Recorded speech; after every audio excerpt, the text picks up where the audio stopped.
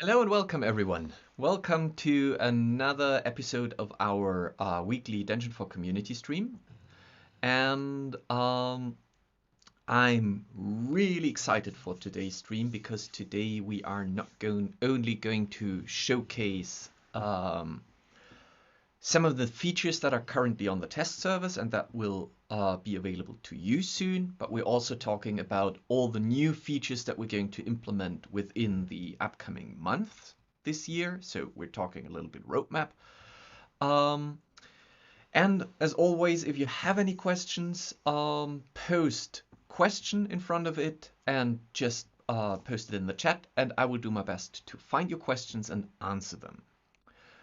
All right, so to get things started, if you remember correctly, we have been talking about a survey that we wanted to do with you, especially a survey about the new features that you would like to see implemented in our roadmap this year. So things that you want to see in the battle map editor. Pardon me. Um, Mainly. Um, and the that is something that Restream just does. It is always there, and I can't get rid of it. So the second you start posting, it will move out of the screen.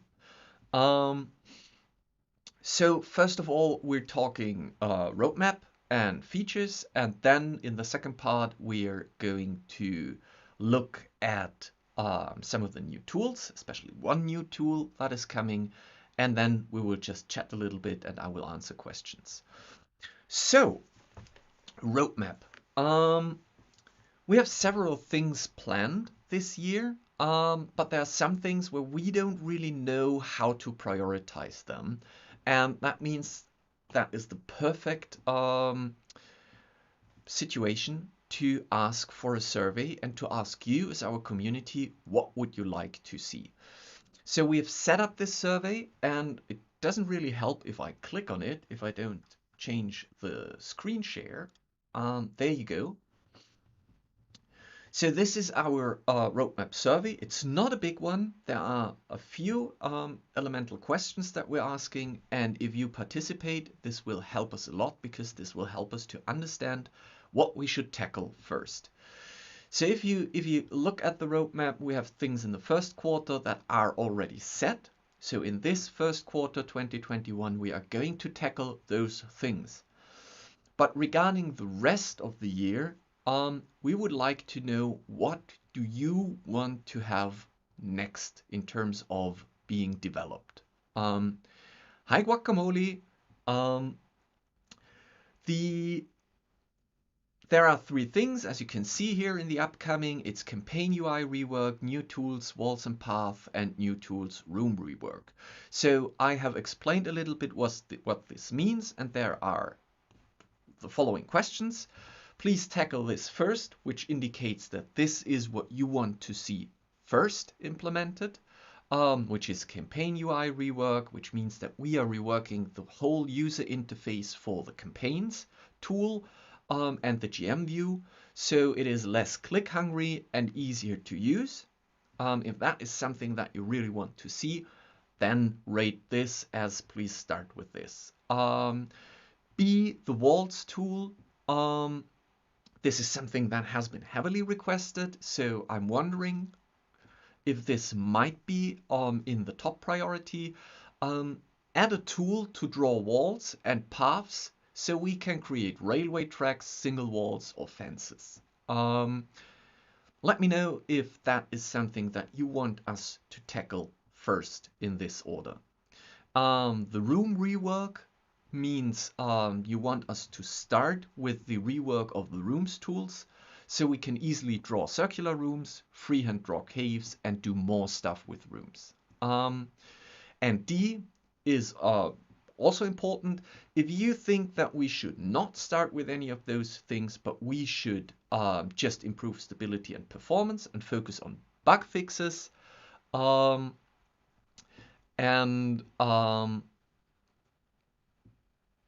then let us know. this is your feedback. Guacamole, yes, this is basically what I just said before you entered. We have picked everything for the first quarter. That is something that we know that we have to do. And then for the upcoming, we give you a vote between those 3, technically 4 things. And then there are things that we will also do later this year.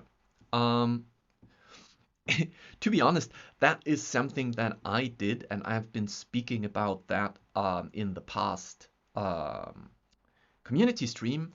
Guacamole just said that Atropos picks one goal and then polls customers to pick the other ones. So he can pick something which is important but not necessarily obviously for infrastructure, for example. Yes, so I handpicked the GM nodes rework because that is something that I just need, that I feel is necessary, and it might not be voted upon. Then we gave the voting for the A, B, C options there, and then we have other things that we will not have a voting upon. But in terms of how do you want to work this year with the DungeonFog tool, we want you to give your opinion on what of those 3 things, the campaign UI, the walls and paths tool, or the room rework tool, are most important to you. And so this is where you can vote. So basically you can say, tackle this first, this should be second, and this should be third. And with participating in that, you help us to understand and identify what we should do next. And then there's a little free text box where you just, if you want to add something, if you want to emphasize on something, if you just want to give general feedback or share love with our developers, just post it here.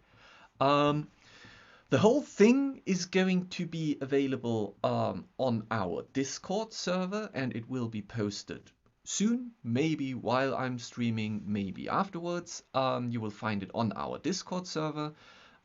You will also receive a newsletter this week where this is also part of the newsletter, so that we get as much feedback as possible. The whole survey will run until the end of February, and then we will close it so that with early March, we already know what to tackle next. Right. If you have any questions in regards to that, feel free, type question in front of it, ask your question, and I will come back to this. In the meantime, I would like to talk about the new feature that has also currently a voting ongoing on our Discord server, and that is the text tool. So the text tool, for those of you who do not know what this is, stay tuned. I'm going to show it to you in a second. Allows us to implement different fonts. And we are currently asking you for your font suggestions on Discord. So again, if you follow our links on Discord, you will find the links in the doobly-doo of the YouTube video afterwards. You will find the links in the chat. I assume someone is definitely going to post it here. If you go to Discord, you will find a section that's called Font Suggestions. And there, if you follow along the rules, there you can suggest your fonts, the fonts that you would like to see implemented in DungeonFog. Now we're almost finished with it, and I feel like it's probably a week, maybe 2 weeks, depending on finding some critical bugs. We'll find out today if I find some. Then this will be released to you, so we are going to close the call for font submission by the end of this week. And you can still submit, but we will pick a few of those fonts that you have submitted in the first place, and we will implement them.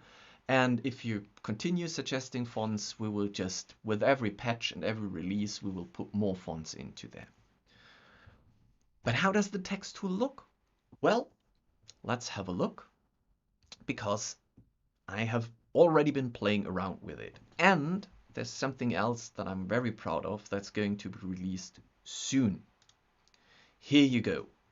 So this is we're still in DungeonFog. So you can see I'm still here in DungeonFog, and I can take those things and move them around. But now I have the possibility to edit things. So I can go in there and select, and you will find that you have the new text tool here. You will find that you can select the text, and you can then go in and say, oh no, I want all of that. Capitalized here, the forgotten passage. It's a text tool.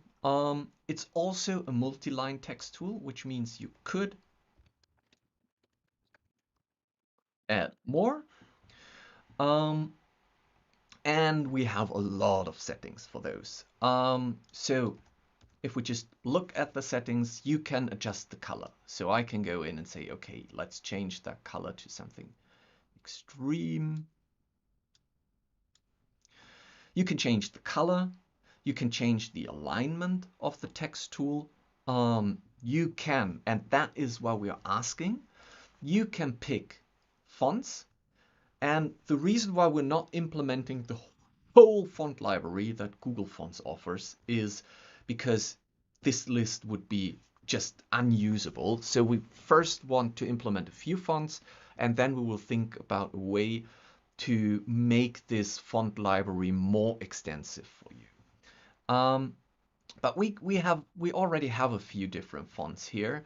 Some of them are from the Google Font Library, and some of them are from Michaela Grazzini and her Fonticon Kickstarter campaign. And all of them, I believe, are amazing. So let's just browse through a few of them. Maybe let's park my little placeholder here for a second, and let's make this bigger. It works exactly as a prop. So with Control Shift mouse wheel, you can zoom. With just Shift mouse wheel, you can rotate. Yeah, Fonticon for the win. And let's see what fonts do we have here. So there's that one. This is called Adinkra, Wisdom, Alchemy. Maybe let's try a different color. This is really hurtful. Let's turn off the borders and let's zoom in. Oh no, this is browser zoom. I didn't want to do this. 50%. Let's zoom in a little bit. And let's look at all the fonts that we have here. So Alchemy, then we have Aztecs, then we have Celtic, then we have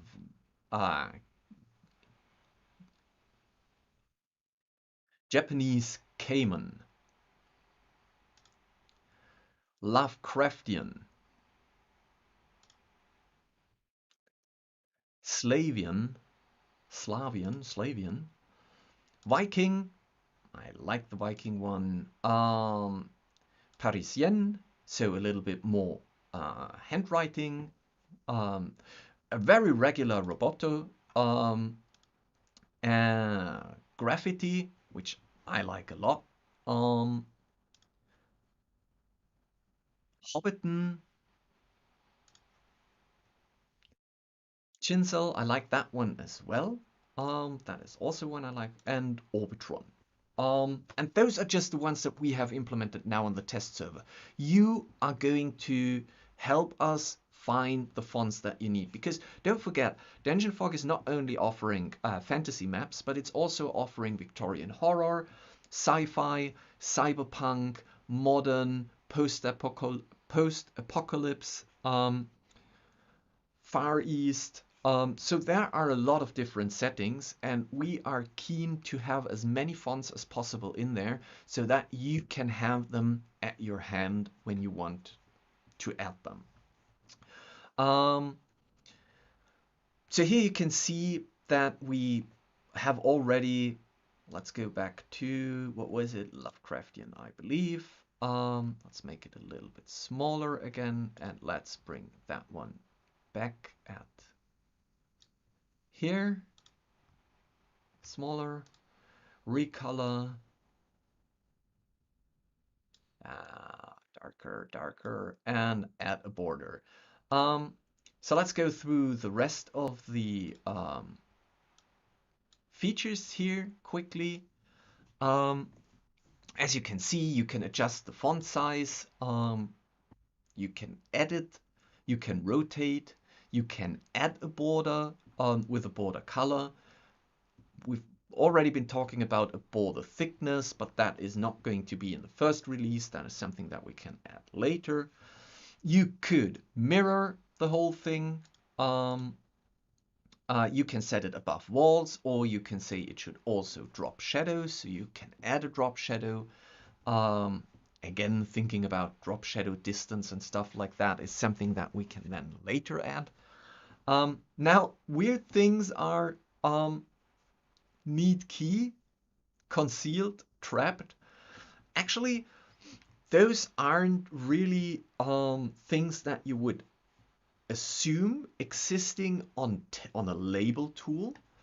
But the thing is, as you can see here, this could be a gang tag that is placed on a cyberpunk map that actually is either concealed and only appears if you're searching for it. This could be a glyph. This could also be trapped, so you can use those as map elements or as map label elements.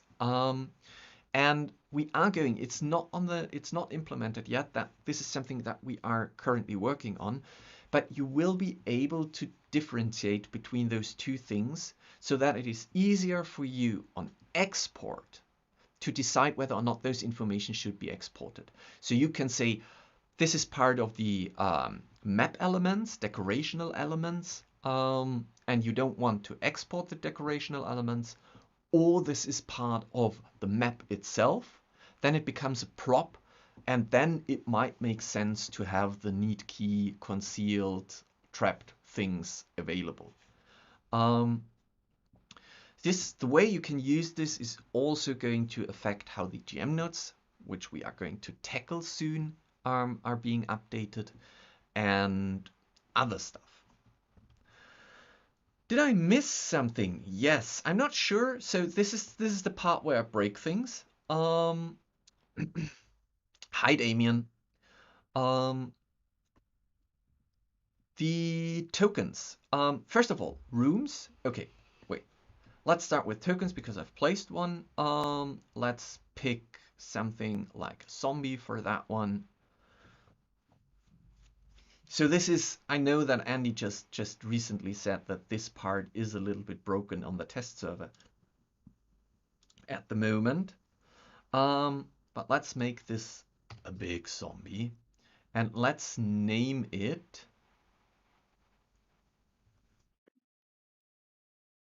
zombie. So apparently this is not on the updated version. Oh no, wait, Andy updated while I had this map open. So let me just quickly reload the map. There you go, Andy. I knew it.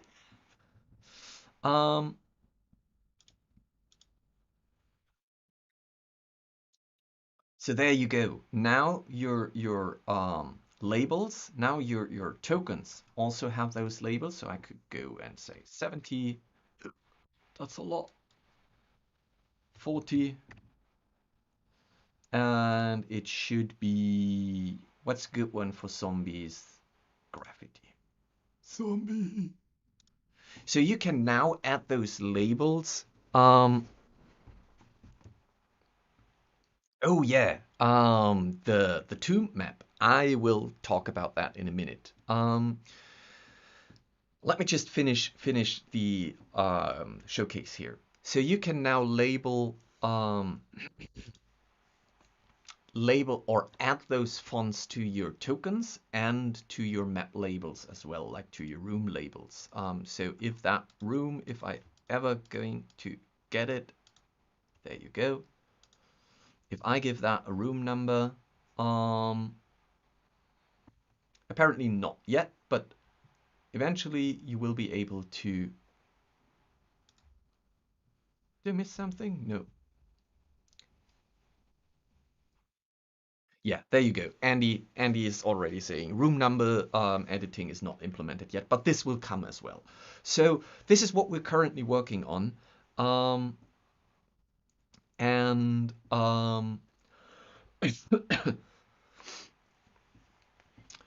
this is what we're currently working on. And I feel like it's already pretty cool. There are some things that are really nice. I believe I somehow have broken it now a little bit because I've reloaded. Oh, come on. On size. Let's make this 120 again. There you go. Okay. So the other thing that you might notice here is 30%. Let's look at that like this. Um, it's a bug. Oh, there are many bugs still. That's why it's on test service. Another thing that, let me just get rid of the border one so it's looking better, is you might have noticed that I have drawn something like a frame around the map. The reason I did that is A, I used the shape texture for that, and B, Tony is currently working on in preparations for this release. Not sure if it's going to meet the same date as we release the text tool, but it is going to be released in or around the end of February. We're going to add label elements, map elements. One of that is that you then will be able to add border decorations to your map. Another one is we have finally added compass roses. So there are going to be a few compass roses there. And as you can see, this compass rose, let me zoom back in. This compass rose is a combination of the text tool and the compass rose icon, like the asset. So the idea is going to be, again, that you can add those elements and there will be a new toggle that allows you to set them as a map decoration element. And you can use anything, like you could take a dragon out of our dragon pack and place it, but call this a decorational element and we will treat it like that. And Tony is going to create a base set of all those things now for us. So there are going to be a few different compass roses. There are going to be a few different frames, label frames that you can use, and some generic decorational elements that you can put on, for example, the outlines of your map. Thank you for the follow. So this is what's happening currently on the development side for DungeonFog. There are other things that we're working on that I will show to you the second that they hit the test server and I can play around with it, and we can then talk about that.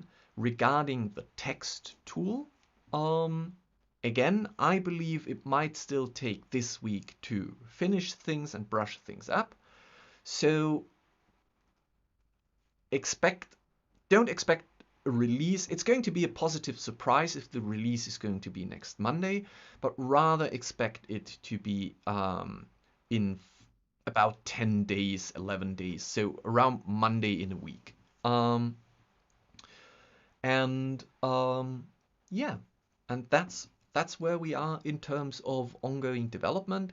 This Monday there's going to be a hotfix, our Monday patch with a few bugs fixed. And don't forget to vote. Let me just see if I can quickly.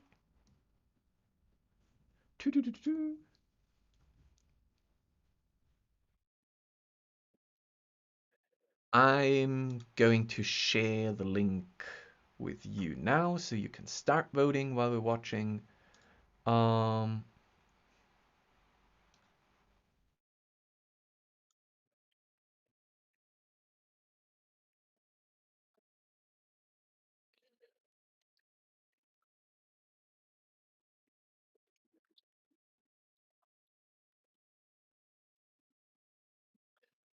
There you go. Um, Now let's answer some questions. And there was one question, how did your group react to the tomb map that I did? Um, so I did a few tomb maps. I'm not sure which one you're talking about. Are you talking about the mausoleum with the several rooms where the golden cards are, or are you talking about the Tomb of Annihilation tomb, the monkey, the I think it's Wongo's shrine? Um, Both did great. Like, both groups were amazed by the map, which is always for me a success.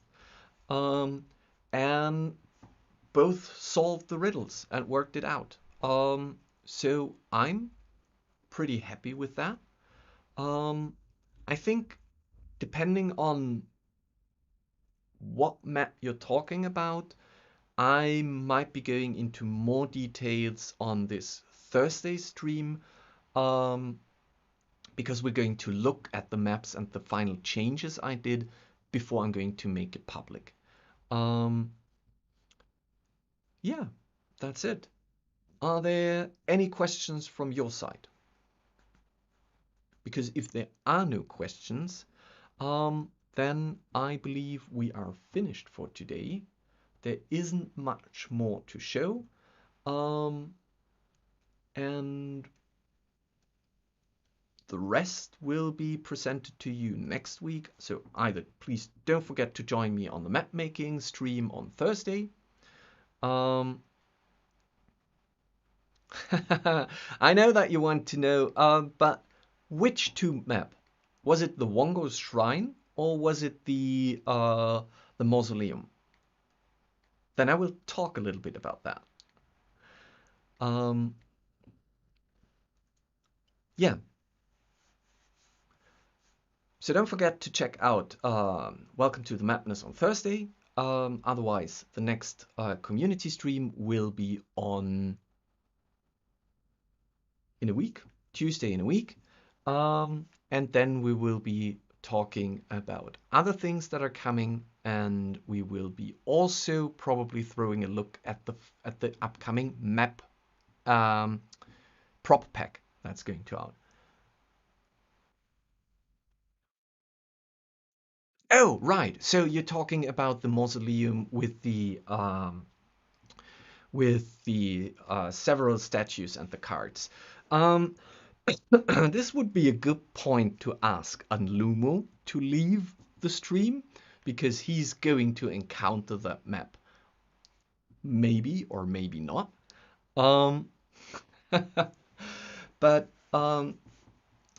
I what I did was I basically one of the problems with the map was that it isn't really introducing the concept of what are the challenges they're going to face when entering the map. So what I did was I created, in the entrance, I created an additional little, where the pond was, I created a little, let me show it to you.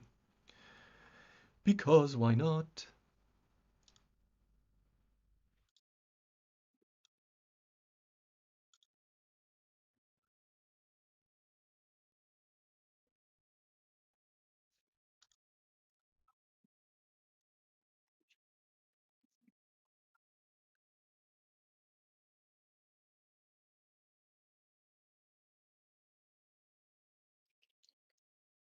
So what I did was,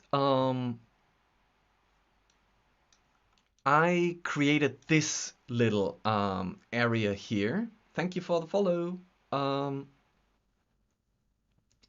so that this statue is going to like attack or kind of it's an entrance combat that shows the players if they are going to participate in this challenge, in this mausoleum's challenge, then they know what they are facing. And this was crucial because basically what I did was for every card they take from the statues here, so all those statues have those cards, and whenever they take a card, the lights, the eyes glow up and light up, and this statue is kind of active. And the second they put the card back, the lights go out. So when they collected all the cards, they knew, because they had this initial encounter here, and they had the opportunity to experiment and tinker with this statue. They knew what they're going to face, and when they started counting, they were like, okay, we can take it with 4, probably 5 or 6 of those enemies, but we will never be able to fight 22 of them. So they were clever in working with the riddle here. The second thing I did was, which I find quite interesting and a lot of work, I have created my collections. I've created for every room something as like a preview image that represents this golden card and what's engraved. So for example, let's say Deck of the Moon. If they were picking up a card, I would be then showing this card, and I would be like, okay, this is what the card looks like that you've been taken from that statue. No idea why there's a moon on it. No idea what this could mean. But you know, with symbols, you instantly start to interpret them. And they were like, well, moon, how bad can it be? Maybe, we will see. So that was quite fun, because they were looking at all the cards and they were like, oh shit, which one should we take? Because we can't take all 22 of them. So basically, I also followed your advice, and I created those 2 secret chambers with the jokers, with the jesters in there. They didn't find it, and to give them some feeling for the threat, I placed a few dead bodies here, and when they investigated them, they basically learned that they were beaten to death by many, many, many different weapons. It's a trap. So that they knew that whatever's going on here, there are many enemies, possibly many enemies, many me's. And yeah, and that's basically, that's the map. I didn't do much more to it than you saw on the Mapping It Out stream. I basically, what I did was I added this room for the sake of making those 2 jesters here, and I miscounted on stream. I made a mistake when counting, because it's 5 different. No, it's 4 different colors with 4 different. There you see. I'm miscounting again. Long story short, I double checked and I triple checked, and I realized that it has to be per room. It has to be 1, 2, 3, 4 cards plus 1 giant statue that's only going to be activated if you take all 4 cards out of the room. And thus I needed 1, 2, 3, 4, 5 rooms plus 2 jesters.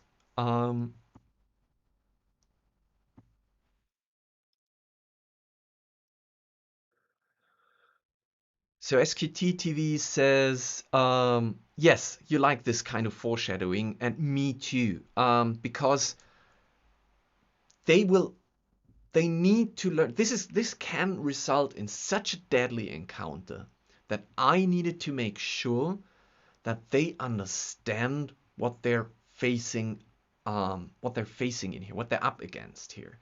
If I would have removed that center statue, They would have just taken cards. They might have seen that the eyes light up, but they wouldn't have known why this matters. And the second they would have placed all 22 cards into the deck in the center, they would have had 22, even more, because those would have been giant statues that are a little bit stronger. They would have had a lot of enemies in there. But because they were able to play around with this one, fight it, see its strengths and weaknesses, and then kill it, they already knew that what they're up against, most likely. They had no idea what to do with those cards or with the symbols on the cards. So this is pure luck, but that is what the deck of many things is about. It's luck. Right. So that was this map. And again, on this Friday, I'm having my office game with Andy's group, who hopefully was not part of this stream now anymore. And we will see how they do with that, or possibly they will never go there. Either way, I'm going to publish this map for you so you can use it to whatever you want to do with it.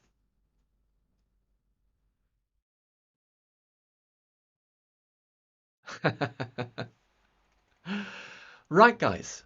If there are no more questions, then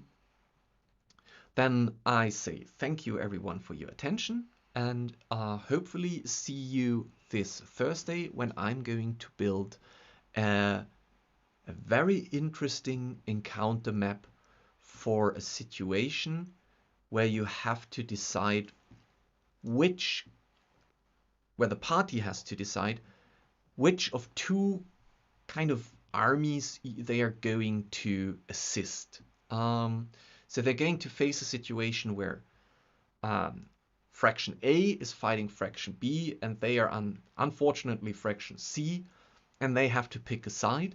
And we're going to look at how this could be interesting on map making.